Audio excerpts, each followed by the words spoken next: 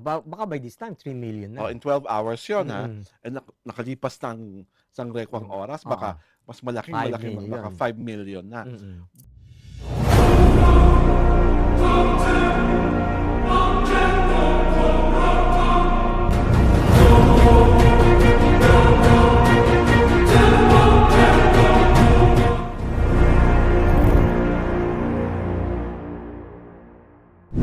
Siyempre pa, ang Kim Pao Universe, ang Kim Pao World, ang Kim Pao International, at ang Kim Pao Earth vaulted together, kaya hindi na ako nagtataka kung bakit trailer pa lang. Bonggang-bongga na ang reception. Ito po si Alwin Ignacio, the diva that you love. Kasama ko ang kumayang Ultra Maldita Hi, this is Alex Brosas. at pinapanood niyo po ang first episode ng Season 19 ng The TT Show. Tarayan at Talakin Showbiz Edition. Mare, balita ko, in 12 hours, ilang milyon nga ba ang inabot ng The Alibi na pinagbibidahan ni Kim Chiu at ni Paolo Avellino? Nabasa ko kasi sa Facebook blog ni Mark Anthony Magkadia of Maganda Ba, 2.5 million.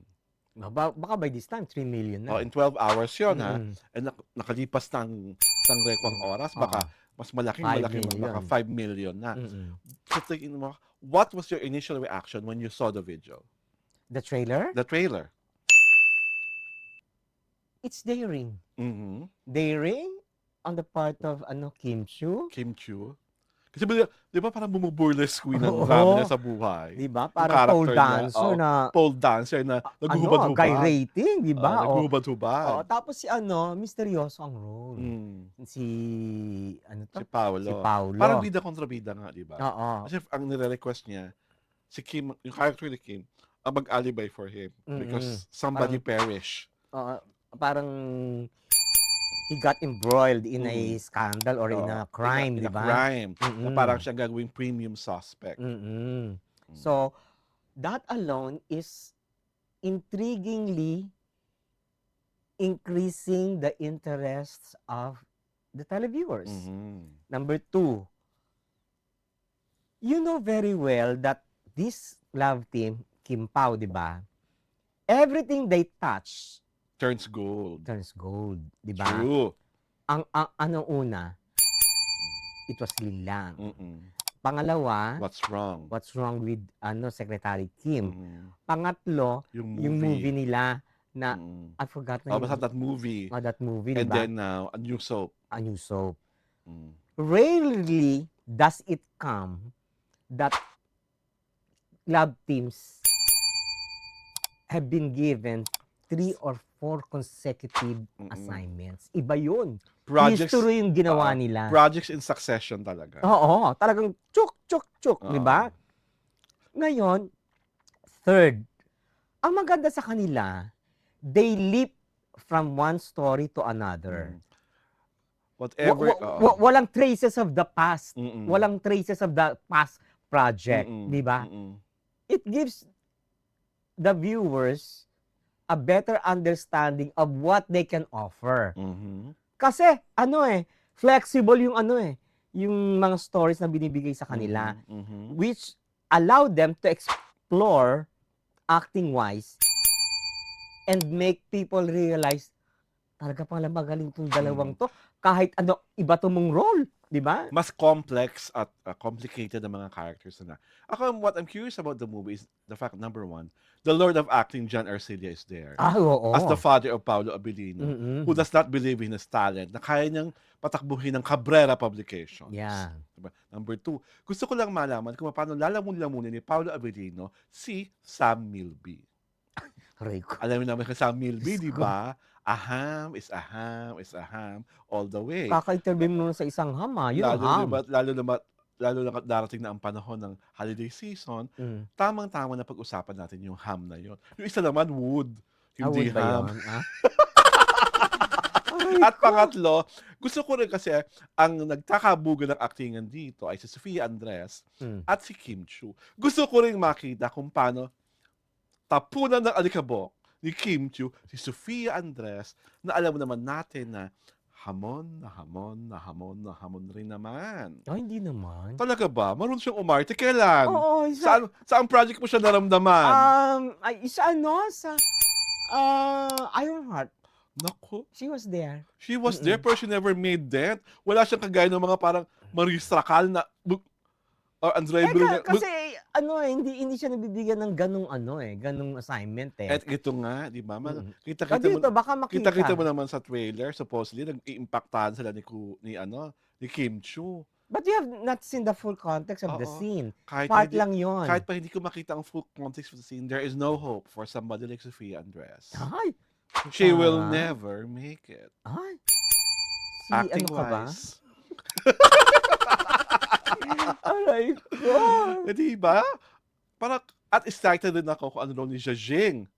Ni Jaja Padilla. Kung ano On ba her siya. comeback role Oo. kasi tagal niyang nawala. Kung Team Sam Milby ba to or Team Paolo Avellino. And of course, one of the greatest of them all, Irma Adlawan, is Iba also in the yun. show. Oo. Di ba? Mamamatay. Hindi ko kakayanin kung sila ni John Arcilla ang mag-asawa sa seryeng ito. knowing these titans, Irma and John, Oo. at nakita mo sa trailer, nagpa-silver hair si John. Oo. Di ba? Talagang kinarir niya para wala rin siyang traces sa mga dati niyang mga roles at mga don-don na mayaman. Di ba? Ibang Lord of Acting. Di ba? Kailan ba ito papalabas? May playdate na? I think November. November. So, we are really, really excited because kami po ni Alex ay nananalig sa kakayahan at husay ni Kim Chu at ni Paolo Avellino. And in a way, their director, si Director FM Reyes. FM Reyes again. FM Reyes and Miss Jojo Sagum. Sagim are two of the nicest directors na kaka-interact natin, di ba? Na very warm, very sincere. Hindi nila pinaparamdam sa aming dalawa at sa mga ibang reporter na director sila. Yeah. Di ba? Lalo na si Direk FM. Yes. He's so mabait to me. Direk FM is one of those people na talagang sincero at talagang bukal sa puso ang ginagawa niya at kinikilos niya na you don't even have to request. At saka walang put on. Say Direk FM, walang put on. Talagang when he likes you, he likes you. Yes. At saka he goes out of his way to know you. Yes. Diba yung ganun? Kasi si Miss Jojo, ganun din. Diba very amiable silang dalawa? Wala silang hindi katulad director na malate ka lang, akala mo kung sino nang makapagmura, no? Ang gusto kong malaman sa kanilang dalawa is, now that this is the second project with Kim and, diba? Linlang was the first.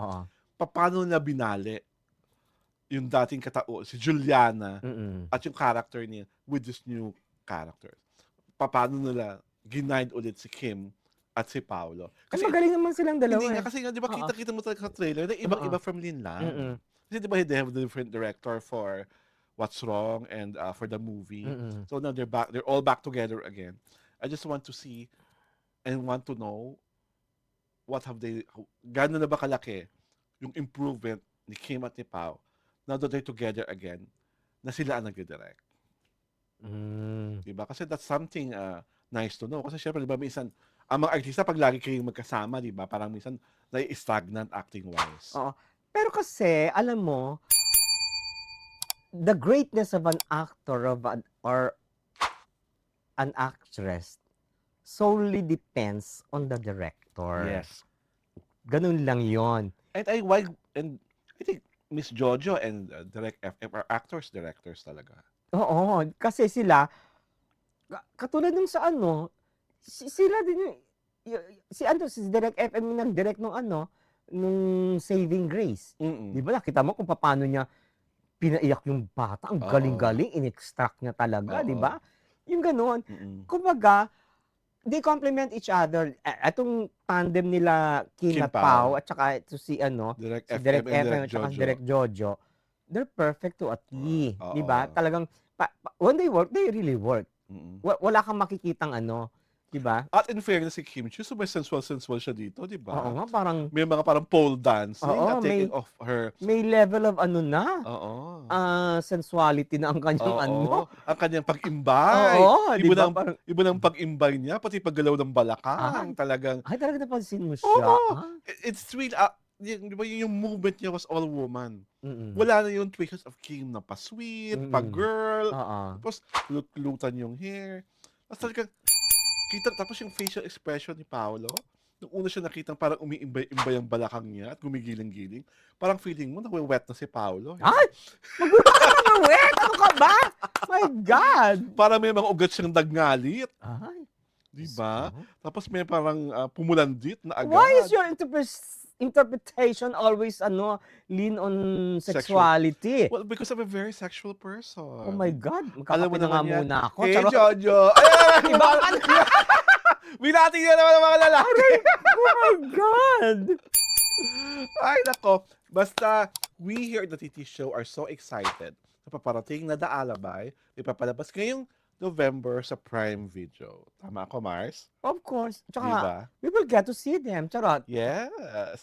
And on that note, this is Alwin Ignacio, the diva that you love, together with Miss Maykumaring Ultra Maldita. Hi, this is Alex Brosas. And you are watching the first episode of our Season 19, Tarayan at Talakayan Showbiz Edition.